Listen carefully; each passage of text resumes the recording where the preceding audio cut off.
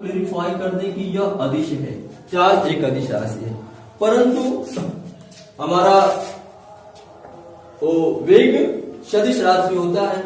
हम चार्ज के बाद वेग की बात करें तो वेग इसी तरीके से चार्ज की तरह से ही वेग आता है जो कि सदिश राशि होता है। तो जिस प्रकार से चार्ज एक सेकेंड में चली गई दूरी को कहते हैं, वैसे ही वेग एक सेकेंड में हुए विस्थापन को कहते हैं। यदि विस्थापन को चेक किया जाए कि एक सेकेंड में विस्थापन कितना हुआ, यानी कि दूरी का रेट जिस प्रकार चाल है वैसे ही विस्थापन का रेट वेग है। वेग की परिभाषा के अंतर्गत हम यही बताते हैं कि एक सेकेंड में जो विस्थापन हुआ है उसको वेग कहते हैं।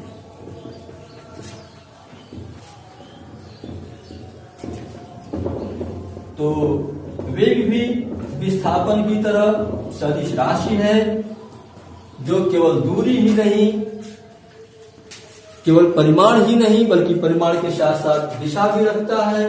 तो हम वेग की बात करेंगे। यहाँ वेग, वेलोसिटी, वेग क्या है? वेग की बात करने में बताएंगे कि एक सेकंड में चले या हुए विस्थापन को वेग कहते हैं। तो यहां बात करते हैं किसी गतिमान वस्तु द्वारा, किसी गतिमान वस्तु द्वारा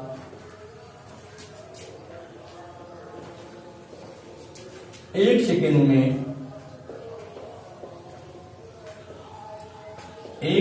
में हुए विस्थापन को, एक सेकंड में हुए विस्थापन को वेग कहते हैं।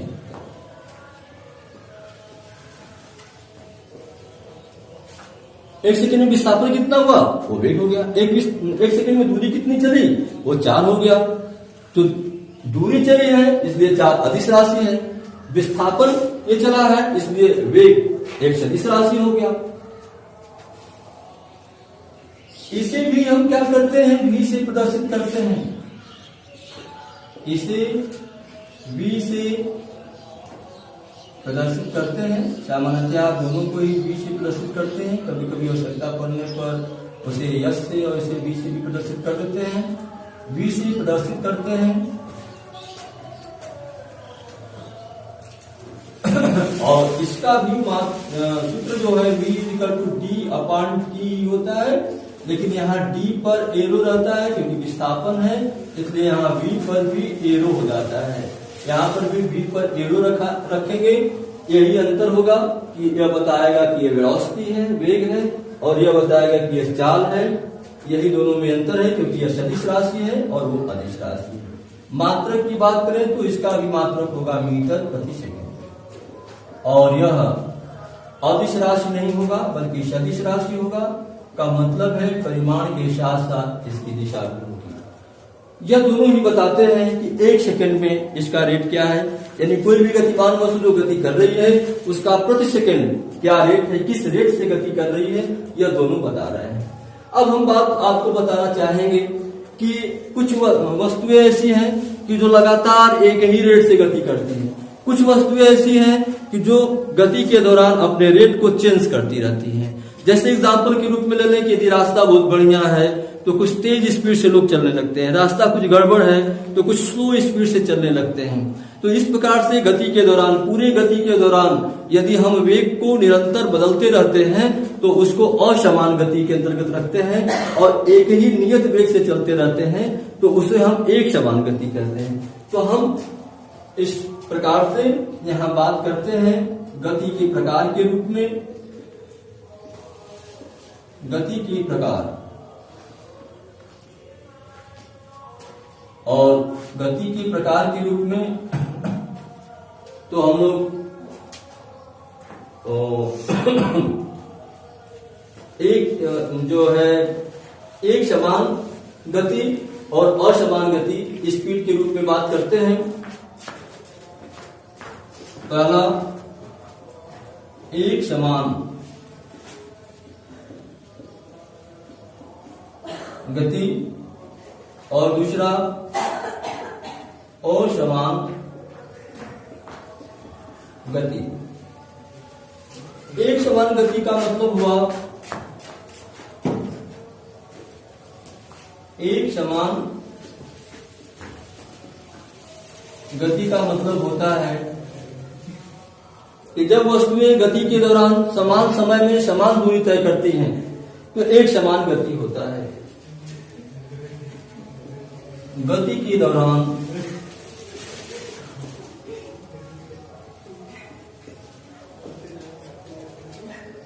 समान समय में समान समय में समान दूरी तय करना, समान दूरी तय करना एक समान गति, दूरी तय करना या एक नियत वेग से गति करना, एक नियत वेग से गति करना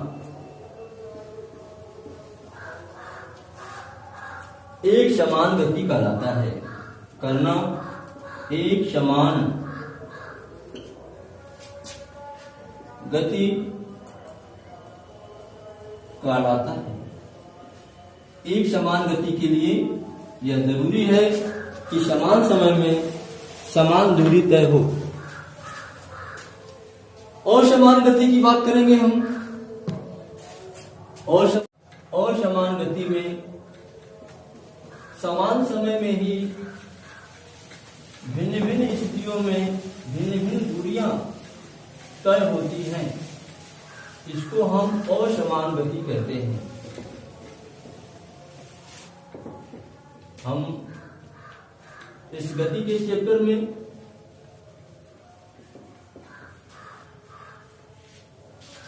मोशन इन वन डायमेंशन को पढ़ रहे हैं, यानी कि एक दिशा में गति, यानी कि सरल रेखा पर गति। मेन रूप से हमारी गति सरल रेखा पर हो रही है। वैसे तो मुख्य गति के प्रकार के रूप में हम लोग रेखीय गति और वक्र गति दो गतियां पढ़ते हैं। रेखीय गति में सीधी रेखा पर गति होता है और वक्र गति में टेढ़े मेढ़े या वृत्त के परिधि पर गति होती है। तो हम लोग यहाँ पर एक सीधी रेखा में गति की बात करते हुए यहाँ तक पहुंचे हैं। हम बात करेंगे असमान,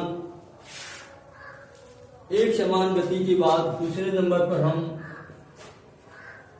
असमान गति की बात करेंगे। असमान गति, यूनिफॉर्म मोशन और नॉन यूनिफॉर्म मोशन।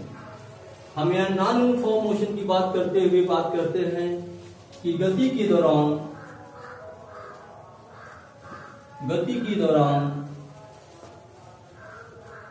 जब एक नियत समय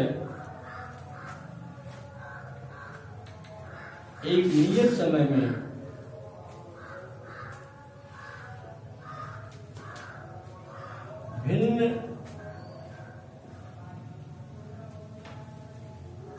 भिन्न स्थितियों में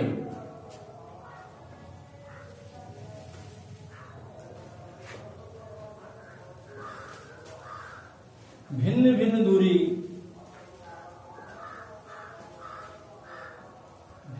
दूरी तय होती है तो इसे असमान गति कहते हैं।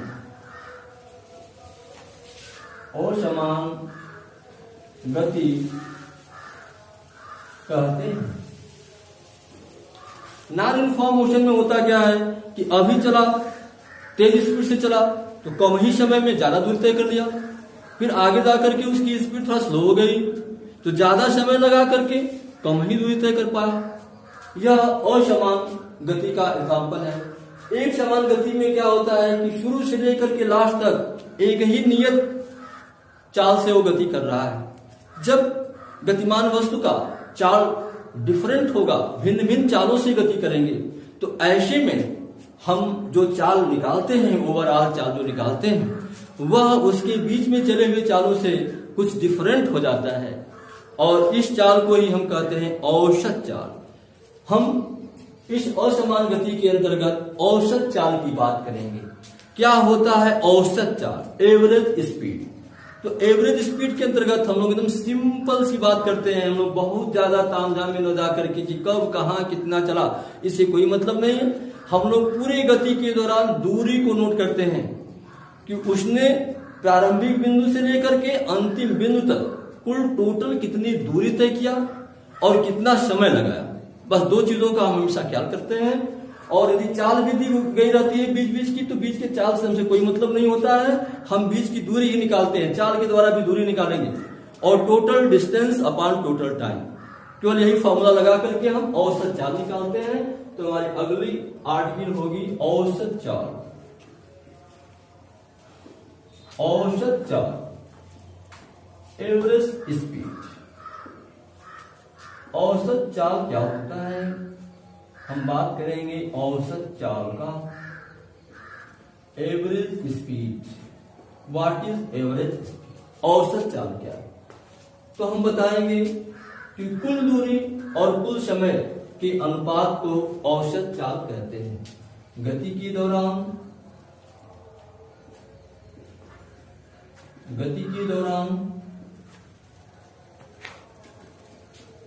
तय किए गए कुल दूरी तथा लगे कुल समय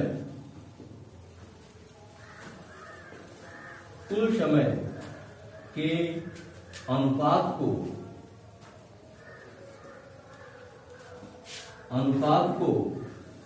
औसत चाल कहते हैं। औसत चाल कहते हैं। औसत चाल हो गया। औसत चाल को भी हम v से प्रदर्शित करेंगे, और v बराबर होगा टोटल डिस्टेंस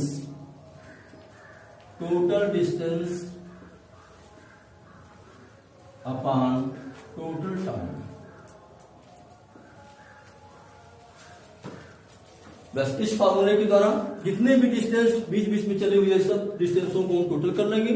जितना भी टाइम अलग अलग कंडीशनों में लगे हैं पूरे टाइम को कलेक्ट कर लेंगे, और टोटल डिस्टेंस में टोटल टाइम से डिवाइड कर देंगे। जो वैल्यू आएगा वही औसत चाल होगा। हम औसत वेग की बात करेंगे। इसके बाद हम यहाँ औसत वेग की बात करते हैं। औसत वेग किसे कहेंगे? वेलोसिटी के अंतर्गत क्या चीजें आती हैं? Average velocity.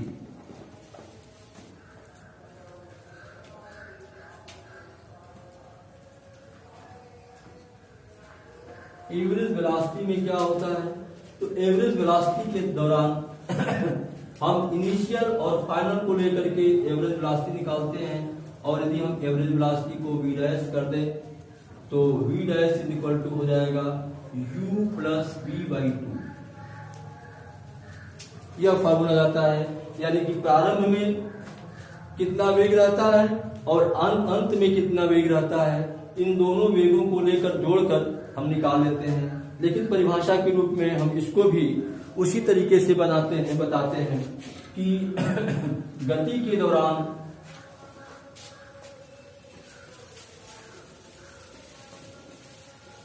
बस वेग में क्या हो जाता है?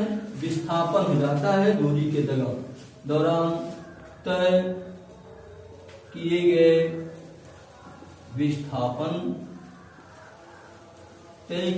विस्थापन तथा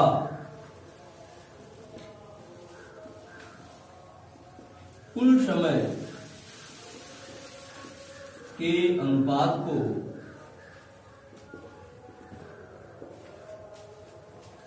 औसत वेग कहते हैं।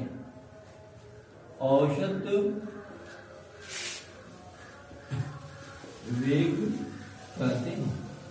इसमें दिशा का भी बोध रहेगा। विस्थापन में वही प्रारंभिक बिंदु और अंतिम बिंदु के बीच की दूरी ही विस्थापन रहेगी। तो वेग को हम यहाँ पर ऐसे करते हुए टोटल डिस्प्लेसमेंट कर देंगे अपॉन टोटल टाइम कर देंगे। इस तरीके से हम औसत वेग को निकाल सकते हैं। गति के दौरान ये जो परिवर्तन होने लगते हैं, वेग में परिवर्तन, चाल में परिवर्तन, ये परिवर्तन हमको क्या देते हैं? ये परिवर्तन हमको एक तीसरी राशि उत्पन्न करते हैं, जिस तीसरी राशि का नाम है त्वरण, एक्सेलरेशन। हम थोड़ा सा एक्सेलरेशन के बारे में बताएंगे कि एक्सेलरेशन किसे कहेंगे। तो एक्सेलरेशन होता है वेग परिवर्तन की दर। जो वेग में परिवर्तन हो रहा है उसी की दर को एक्सेलरेशन कहते हैं, त्वरण कहते हैं। चूंकि त्वरण सदिश राशि है इसलिए चाल से इससे कोई बहुत मतलब नहीं है, क्योंकि वो दिशा दिए हुए है। इसलिए हम हमेशा त्वरण को परिभाषित करने के लिए यहां बताते हैं वेग परिवर्तन की दर को त्वरण कहते हैं। त्वरण एक्सेलरेशन की परिभाषा है वेग परिवर्तन की दर को त्वरण कहते हैं। और इसे यहां त्वरण इसमें हम बताते हैं वेग परिवर्तन की दर, वेग परिवर्तन की दर को त्वरण कहते हैं।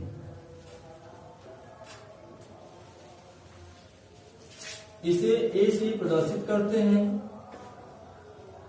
इसे स्मॉल ए से प्रदर्शित करते हैं। ए बराबर या ए भी सदिश है इसलिए हम एरो लगा देते हैं delta we upon delta T, वेग परिवर्तन की दर। मात्रक इसका होगा मात्रक मीटर पर सेकेंड।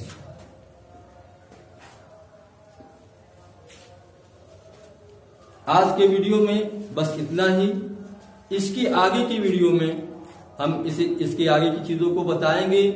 अब आगे की वीडियो में हम लोग बात करेंगे, यहां हम लोग बात कर चुके हैं दूरी, विस्थापन, चाल, वेग और त्वरण। मतलब गति के दौरान जितने भी रिलेटेड टर्म थे सारे टर्मों की बात कर चुके हैं। आगे की वीडियो में हम लेकर के आएंगे इनके बीच में ग्राफ, यानी कि समय विस्थापन ग्राफ, वेग विस्थापन ग्राफ एवं समय त्वरण ग्राफ और वेग समय ग्राफ। इन ग्राफों को लेकर के आएंगे और उसमें बताएंगे कैसे कैसे ग्राफ होते हैं और ये ग्राफ क्या आपको प्रदर्शित करते हैं। इस प्रकार की वीडियो को देखने के लिए हमेशा आप इस चैनल को सब्सक्राइब करके रखें और जो भी प्रॉब्लम्स हों, जो भी पॉइंट्स बहुत बढ़िया से समझ में न आए उसके लिए आप कमेंट अवश्य करें, जिससे उसे और क्लेरिफाई करके आपको बताया जा सके। धन्यवाद।